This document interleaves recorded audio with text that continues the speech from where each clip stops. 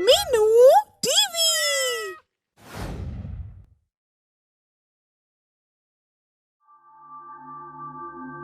गोपी की गांव के चौक में एक छोटी सी दुकान थी।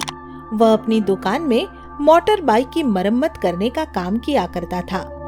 उसकी दुकान गांव में होने के कारण उसके पास कम ही ग्राहक आते थे और इसलिए उसकी आमदनी अच्छी नहीं हो पाती थी। घर में हमेशा पैसे की कमी खलती रहती थी। कहने को तो बाइक मैकेनिक हो, पर आमदनी 2 पैसे की नहीं है। ना अच्छा खाना, ना अच्छे कपड़े। आपसे शादी करके तो किस्मत ही फूट गई मेरी। मैं क्या करूं सोना, मेरी दुकान पर ग्राहक ही नहीं आते, फिर आमदनी कहां से हो? तो छोड़ क्यों नहीं देते इसे? कोई ऐसा काम करो ना जिससे कुछ आमदनी हो। घर में गोपी के साथ यह कहासुनी कभी कभार नहीं बल्कि रोज की ही होती थी, इसलिए वह हमेशा परेशान रहता था। यार गोपी, तू भी निरा भोंदू है, भोंदू। बाइक का इतना अच्छा मैकेनिक है और दुकान कहाँ की है? गांव में। क्या करूं दोस्त, शहर में दुकान करने के लिए मेरे पास पैसा भी तो नहीं है। मगर यहाँ दुकान करने का फायदा क्या है? फायदा यही है दोस्त कि गुजारे लायक पैसा बन जाता है। यहाँ रहकर कुछ नहीं होने वाला। याद रखना, तू गरीब है और हमेशा गरीब ही रहेगा। गोपी का दोस्त अमन उसे यह समझाकर चला जाता है, मगर उसकी एक बात गोपी के कानों में बार बार गूंजती रहती है। कुछ ऐसा काम कर जिससे तेरी किस्मत बदल सके, वरना यही पड़ा रह जाएगा। अमन की इस बात को गोपी भूल नहीं पाता है और फिर एक दिन, अरे मिट्टी के इतने सुंदर खिलौने, कार, बस, बाइक आदि, देखो ना, सब के सब असली लग रहे हैं। अगर इनमें से कोई एक खिलौना असलियत वाली बाइक बन जाए तो कितना अच्छा हो। यह सोचकर गोपी मिट्टी की एक बाइक बनाने की ठान लेता है और फिर दिन रात एक करके एक मिट्टी की अद्भुत बाइक बना लेता है। ये तो सचमुच ही सबसे अनूठी बाइक बन गई, मेरी मिट्टी की बाइक। अब इसे चला कर देखता हूँ।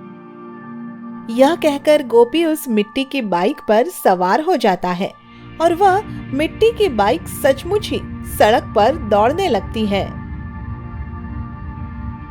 मेरे सपनों की बाइक, चल चल तू, मेरी मिट्टी की बाइक, चल चल तू। मेरे सपनों की बाइक, चल चल तू, मेरी मिट्टी की बाइक, चल चल तू। मिट्टी की बाइक की मस्त चाल देखकर गोपी फूला नहीं समाता है और उसे देख देख कर खुश होते हुए खुद से कहता है, अब मैं अपनी इस मिट्टी की बाइक पर सोना को घुमाऊंगा। बेचारी कभी साइकिल पर भी नहीं बैठी है, बाइक पर बैठेगी तो खुश हो जाएगी। यही सोचते सोचते गोपी बाइक पर सवार होकर अपने घर की तरफ चल पड़ता है और घर पहुंचकर सोना से कहता है, देखो देखो मेरी मिट्टी की बाइक, बताओ ये दुनिया की सब बाइक से अनोखी बाइक है कि नहीं? आपने तो सच में कमाल कर दिया जी। यह मिट्टी की बाइक तो सचमुच दुनिया की सब बाइक से अनोखी बाइक है। ऐसी बाइक तो अमीर लोगों के पास भी नहीं होगी। आज मान गई कि तुम ही मेरे असली हीरो हो जी। मान गई तो अब चलो बाइक पर बैठो। यह कहकर गोपी अपनी पत्नी को बाइक पर बैठाकर उसे घुमाने निकल जाता है। वह जिधर भी जाता है उसकी मिट्टी की बाइक को देखकर लोग हैरत में पड़ जाते हैं। अरे देखो देखो, मिट्टी की बाइक, कितनी सुंदर बाइक है। हाँ भाई, दुनिया की सबसे अनोखी बाइक है। मिट्टी की बाइक तो इससे पहले कभी देखी ही नहीं। इस गोपी ने तो कमाल ही कर दिया है भाई। इस तरह जो भी गोपी की मिट्टी की बाइक को देखता है वही उसे बहुत पसंद करता है और उसकी खूब बड़ाई भी करता है। इस तरह कुछ दिन बीत जाते हैं और फिर एक रोज गोपी की बाइक उसकी दुकान के सामने खड़ी होती है तो सड़क पर एक ट्रक फुल स्पीड से आता है और अरे मेरी बाइक, मेरी मिट्टी की बाइक तो बिल्कुल खत्म हो गई। सत्यानाश हो इस ट्रक वाले का, मेरी बाइक को रौंद कर निकल गया। अब रोने और पछताने से क्या होगा दोस्त, अब तो तुझे नई बाइक बनानी पड़ेगी। मिट्टी का बाइक टूट जाने से गोपी को ही नहीं बल्कि उसकी पत्नी को भी गहरा दुख पहुंचता है। हमारी मिट्टी की बाइक को न जाने किसकी नजर लग गई जी। गरीब के पास कोई अनोखी चीज दुनिया को अच्छी ही नहीं लगती। कितने प्यार से बनाई थी मैंने, कभी सोचा भी नहीं था कि उसकी ऐसी दुर्गति होगी। जी में तो आ रहा था कि उस ट्रक वाले की जान ले लूं, पर तुम्हारा ख्याल आ गया। नहीं जी, किसी की जान लेने की मत सोचो, तुम कुछ नया करने की सोचो। अब की बार इससे भी बढ़िया बाइक बनाकर दिखाओ। इसके कुछ दिन बाद ही गोपी एक सड़क से गुजर रहा था तो उसने देखा कि अरे, शहर में बाइक रेस का आयोजन होने वाला है और जीतने वाले को 20 लाख का इनाम मिलेगा। अगर मैं इस रेस को जीत लूं तो 20 लाख रुपए मेरी तकदीर बदल सकते हैं। यही सोचते सोचते गोपी अचानक ही उदास हो जाता है। मगर मैं इस रेस में भाग कैसे ले सकता हूं? मेरे पास बाइक तो है ही नहीं। इसके लिए तो मुझे एक और बाइक बनानी पड़ेगी। क्या मैं इतनी जल्दी बना सकूंगा? अगर हिम्मत करूं तो शायद बना भी सकता हूं। यह विचार करके गोपी मिट्टी का एक नया बाइक बनाने की ठान लेता है और फिर दोबारा से एक नया मिट्टी का बाइक बनाने में जुट जाता है। वह दिन रात की मेहनत से फिर से एक बहुत अनोखा मिट्टी का बाइक बना लेता है और फिर उससे बाइक रेस में भाग लेने पहुंच जाता है। अरे देखो देखो, गरीब मैकेनिक गोपी को देखो, मिट्टी का खिलौना लेकर बाइक रेस जीतने आया है। हमारी महंगी बाइक से इस मिट्टी के बाइक का क्या मुकाबला? इनके सामने कितनी देर तक टिक पाएगी? कितना ही मजाक उड़ा लो, मगर देखना, इस रेस को तो मेरी मिट्टी की बाइक ही जीतने वाली है। इस तरह बाइक रेस शुरू हो जाती है और गोपी की मिट्टी की बाइक देखते ही देखते बहुत तेज दौड़ने लगती है। लोग उसकी बाइक की स्पीड देखकर हैरान रह जाते हैं और वह सबसे आगे निकल जाती है। इस तरह गोपी बाइक की रेस को जीत लेता है। गोपी, तुमने तो सचमुच कमाल कर दिया। अपने मिट्टी के बाइक से सबका घमंड तोड़ दिया। ये जीत मिट्टी के बाइक की नहीं, बल्कि सच्ची मेहनत और लगन की है श्रीमान जी। सच्ची मेहनत और लगन से आदमी मिट्टी को सोना बना सकता है। मैंने भी वही किया है। गोपी की यह बात सुनकर सब तालियां बजाने लगते हैं और साथ ही यह सबक भी सीख जाते हैं कि सफलता महंगे साधनों पर नहीं, बल्कि सच्ची मेहनत और लगन पर निर्भर करती है। शाहपुरा नाम के गांव में महेश नाम का एक लड़का अपने सौतेले भाई भाभी के साथ रहता था। उसका सौतेला भाई तो उसे बहुत चाहता था और उसका पूरा ख्याल भी रखता था, मगर उसकी सौतेली भाभी को वो फूटी आंख पसंद नहीं सुहाता था। एक दिन, भैया, हमारे गांव का सरपंच कबड्डी की टीम बना रहा है, क्या मैं भी टीम में शामिल हो जाऊं? ये तो बड़ी अच्छी बात है छोटे। मैं तो कहता हूँ कि तू कबड्डी की टीम में जरूर शामिल हो। बात अभी पूरी भी नहीं हुई थी कि तभी अचानक से भाभी बीच में आ टपकी। काम वाम तो कुछ करता नहीं है, मुफ्त में रोटियां तोड़ता है। कबड्डी खेलने की बजाय खेत में जाकर काम क्यों नहीं करता? बच्चा है, इस उम्र में नहीं खेलेगा तो क्या बूढ़ा होकर खेलेगा? खेत संभालने के लिए मैं अकेला ही बहुत हूँ। सौतेले भाई पर भी ऐसे प्यार दिखाते हो जैसे खुद की माँ का चना हो। देख लेना, एक दिन धोखा ही मिलेगा।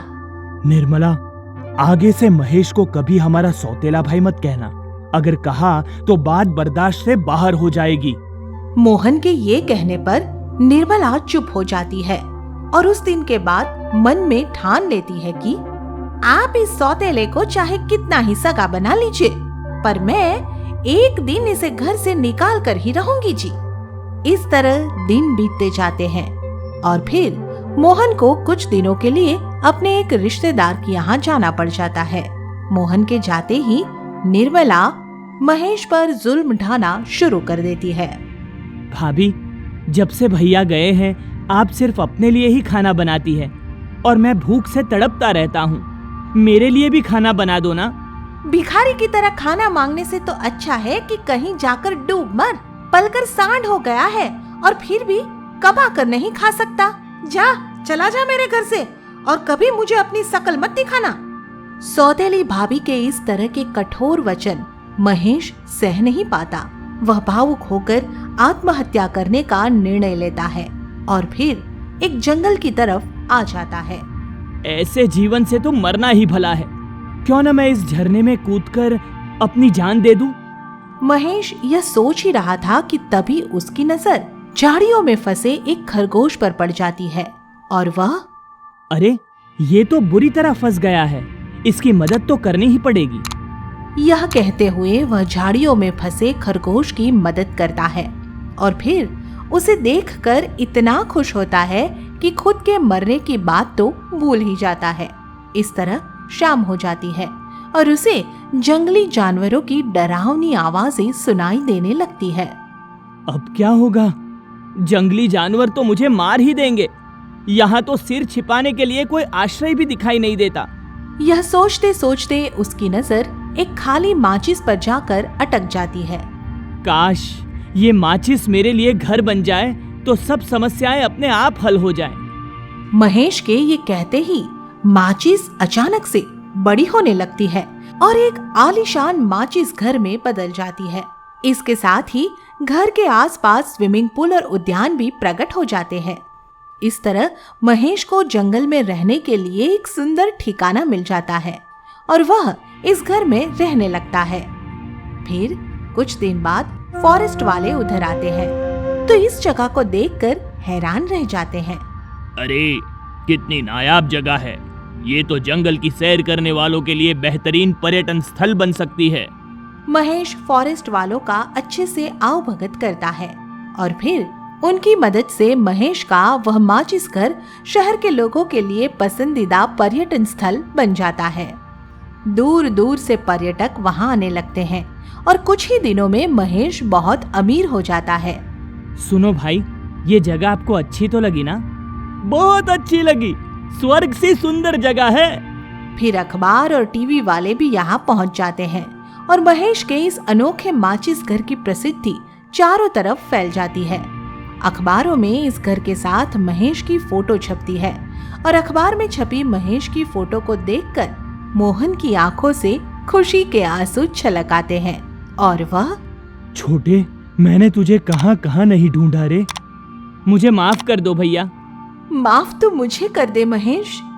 नहीं भाभी, बड़ों का छोटों से माफी मांगना शोभा नहीं देता। आप दोनों मेरे लिए आदरणीय हैं। कितना भला है रे तू।